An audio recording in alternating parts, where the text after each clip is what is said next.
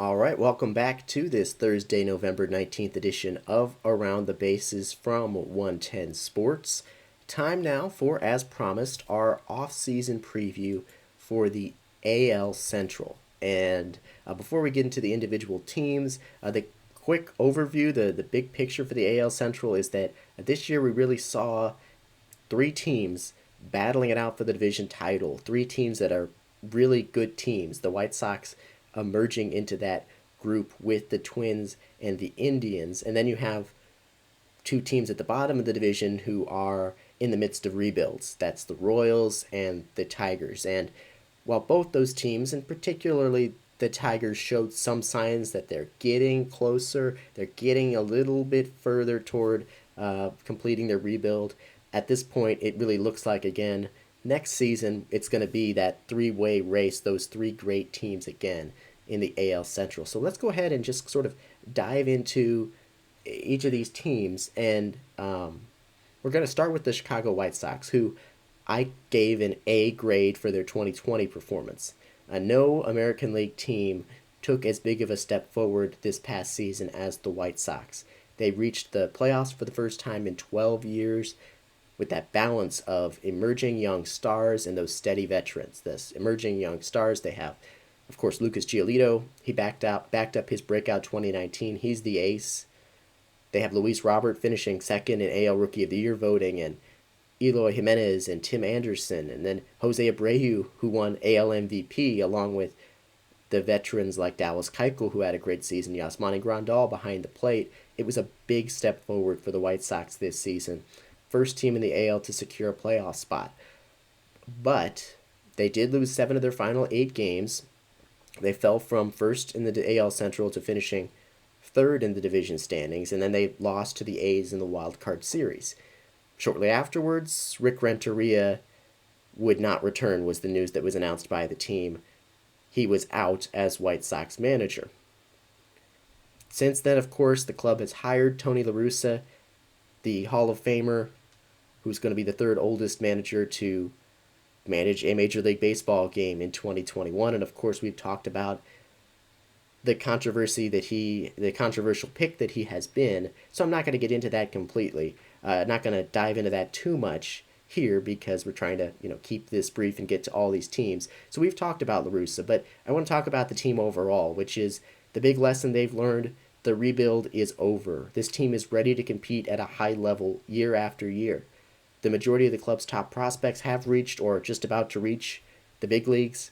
They've got several years of control for Robert, Anderson, Giolito, Eloy Jimenez, Yoan Moncada. Dallas Keuchel and Yasmani Grandal are still under contract for a few more years. They've got money to spend.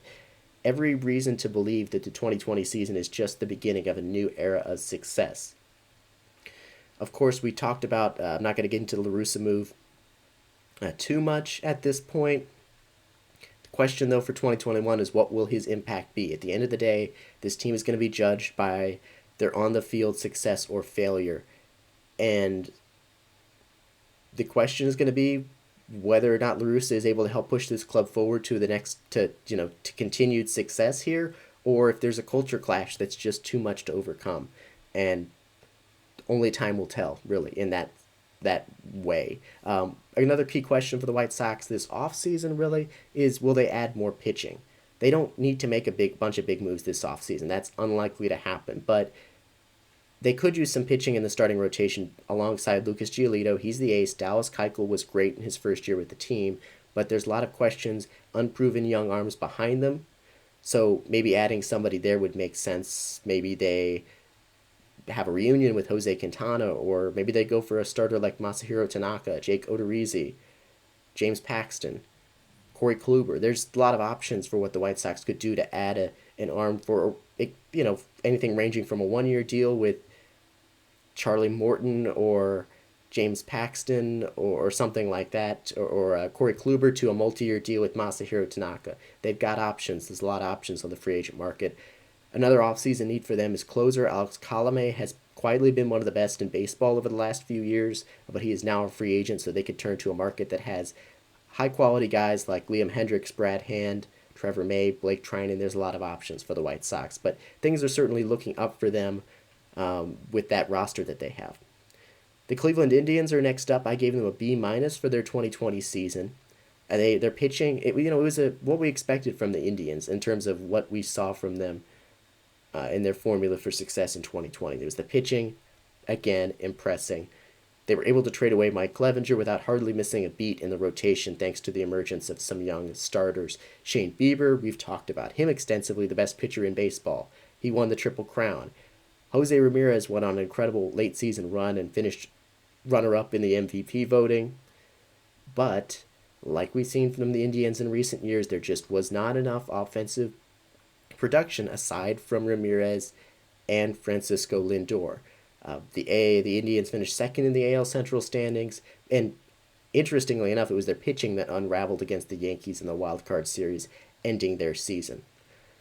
And I feel like the lesson we learned for the Indians in 2020, look, their formula for success remains strong, but just not strong enough. Their pitching's great, and they've dealt an ace prior to the trade deadline each of the last 3 years with Corey Kluber, Trevor Bauer, and Mike Clevenger. And they just developed these pitchers to come in and just not skip a beat in the rotation, but their upside's going to be limited when they only have a few great hitters and everybody else is just patchwork together, pieced together. Of course, the big question for them this offseason, will Francisco Lindor get dealt? And it looks like the answer is probably going to be yes. Recent reports indicating Lindor, as I think we've talked about here on the show, is most likely to get dealt this offseason. They don't want to pay him the 20-ish million that he's going to be due to make in 2021, and then of course he'd be a free agent. They don't think they can afford him. They don't want to pay up for that. They don't think they can afford him. So looks like he's going to be traded. What does that do for their situation? That's not going to help the offense, obviously. And then there's a question of how they improve in the outfield. The outfield's been a mess for the Indians for a couple of years now. They were 30th in the majors in slugging percentage, Indians outfielders in 2020. So they got to do something, I would think. But again, this is a team that I'm not expecting to spend big this offseason. Maybe they go sign like an Adam Eaton or a Jay Bruce, or maybe they go Jock Peterson. I don't think they go for they're not going to sign George Springer. But they could use some help in the outfield and maybe some help in the middle infield. Colton Wong, Tommy La Stella, Jerkson Profar, some second base option like that. We'll see, though. The Indians, they're going to be competitive in 2021, no doubt about it, but I'm not sure how they're going to be better, given their situation and their unwillingness to spend. Next team I want to get into here is the Detroit Tigers. They got a C grade from me for their 2020 performance. Now, they finished at the bottom of the AL Central standings for the third time in 4 years, but it doesn't quite tell the full story because they were one of the best storylines in baseball early in the season. They entered August in the playoff hunt. They entered September in the playoff hunt before completely collapsing. They posted the worst team ERA in baseball, but they did have some strong offensive seasons from Willie Castro and Jamer Candelaria, the corner infielder. He broke out. Miguel Cabrera was okay, a mini bounce back, if you will. And the big lesson here is that the rebuilding effort has picked up the pace. They have had 5 of their top 7 prospects reach the majors now. Encouraging seasons from a couple of those hitters. Seems like Detroit is inching closer toward where they want to be, but there's still a lot of work to do. And the big thing with them so far this offseason, they brought in A.J. Hinch. We've talked about that move before, so I'm not going to get into it a lot again, but they quickly, just after the World Series ended, contacted A.J. Hinch, the former Astros manager who had been suspended for his role in the sign stealing incident. He is now their new manager, and they really believe that his history with helping to develop players is going to help the Tigers take the next step up and maybe help with some of those young starters, continuing to develop in some of those position players as well. And I think the signing of Hinch indicates the front office saying that, they feel like they're getting closer. They want to add a jolt into this rebuild. And so it's a question of how much of an impact Hinch is going to make out of the gate. But there's an increased sense of urgency from the front office to add, like I said, a little kickstart, a little spark into this rebuilding effort. And I think when it comes to their off-season questions, again, there's no as many off-season questions as it is questions leading into next season. And one of them is, how will their young pitchers progress? They have the first overall pick in the 2018 draft. Casey Mize came up, didn't do very well. They've got a number of young starters who reaching the major leagues and haven't fared well yet, but that's not really a red flag just yet. But how they progress next season, that's likely to be the biggest factor in how the Tigers progress next season. As far as their offseason needs, nobody's expecting them to make any big free agent additions. They could add a veteran impact hitter for cheap. I don't even know who that would be because it's such a wide net. I'm not going to speculate because, again, it would be very cheap. It was them like adding Jonathan Scope and CJ Crone prior to this past season. So we're talking that kind of level, like upside plays, guys who've maybe been injured or had down seasons for very cheap costs. And they need a catcher. Austin Romine is now a free agent. They could have him return or add a low-cost option like Robinson Chirinos or Mike Zunino or something like that, but not expecting the Tigers to spend very much this offseason. They're just not in that position yet. The Royals, I gave a C+ for their grade for 2020. Their rebuilding efforts continued this past year under Mike Matheny in his first year. Their offense actually ranked 6th in the American League, I should say, in hits, but their other offensive ratings weren't all that high due to some struggles capitalizing with runners on. And their pitching staff was about league average, and they have several young promising starters beginning to make it to the major league level.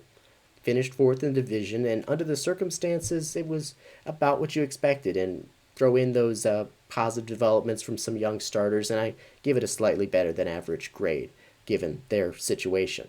One of the big lessons learned for them, it's hard for them to have any huge takeaways from 2020. A team in this position, sort of like the Tigers, but Maikel Franco was a great signing for them. A former highly regarded prospect, didn't quite live up to expectations with the Phillies, and the Royals signed him to a cheap contract prior to the season, a really great addition for them. He led the Royals in doubles and RBIs. He hit about 280, and he's under team control for the next 2 seasons, so a really good find for the Royals there. Questions for them this offseason: who takes over in left field is a big one. Alex Gordon, the 8-time Gold Glover, retired at the end of the season, so for the first time in like a decade, they're going to have to fill left field with someone not named Alex Gordon, and there's no real obvious candidate. They could go to Franchi Cordero, who they acquired from the Padres this season, but they've got some options. We'll see what they end up doing. That's one of the questions. And then another question, will they extend Jorge Soler? He broke out in 2019, but he's dealt with injury problems, and he's set to hit free agency after this upcoming year. So will there be an agreement this offseason to extend him, or will he maybe reach free agency after next season?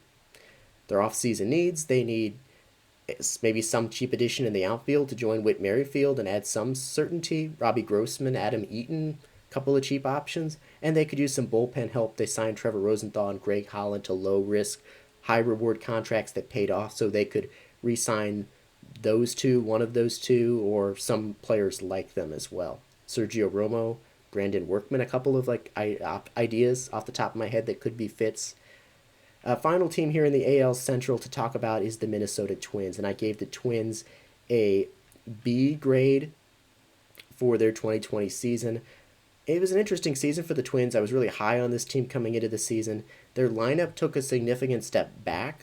Part of that was due to injuries, but their pitching took a significant step forward. A big part of that was due to Kenta Maeda, who finished second in AL Cy Young voting in his first season with the Twins. Their bullpen was really good as well.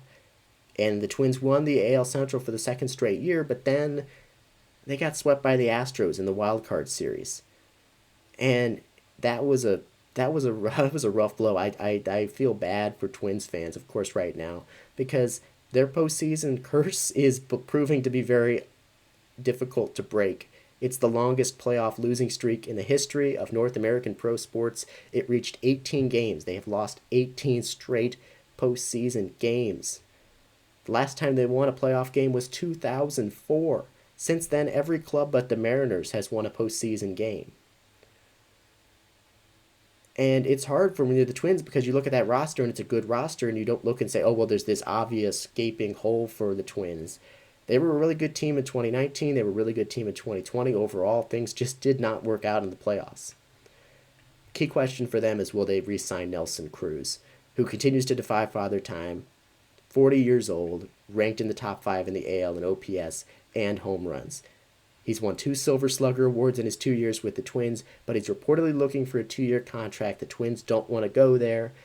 Recent reports indicate there is interest in a reunion, but it may take some time. Another question for them, will Eddie Rosario remain? He's been a significant part of their success, the outfielder, over the past few years.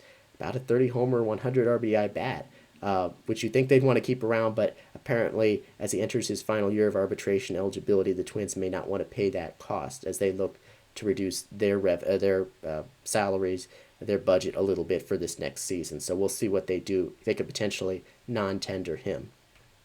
Off-season needs for the Twins, they could use a starting pitcher with Jake Odorizzi and Rich Hill being free agents. They have a good, strong top three with Maeda, Jose Barrios, and Michael Pineda, but they could use a cheap, a sort of a, not even necessarily a cheap, but a 1 year short-term deal with somebody, and also a new versatile player for them, a versatile hitter for the Twins.